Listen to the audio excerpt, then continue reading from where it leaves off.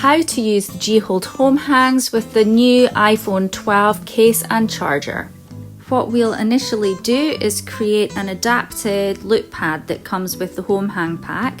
So we're going to cut it to the perfect size. We'll do that by using the charger to create a template. We'll draw a line underneath that charger. And here's one that I made earlier, which then will cut to size, and it creates the perfect loop pad for the base of the mag case. We'll then create a velour back to the charger by cutting from the larger loop pad. We press the back of the MagSafe charger onto the home hang, and then we're able to attach the phone just using the force of the charger. And it's there to hang and to charge. It's easy then to give it a twist and put it into the landscape position. Alternatively, use the home hang as normal and the magnet will still work through the back.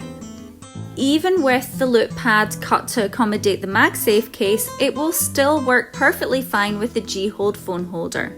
To remove, turn the holder around, locate the tab and slide a card or even a home hang underneath to remove safely. The charger will still work through non-Apple cases, but the magnets will have less of a pull.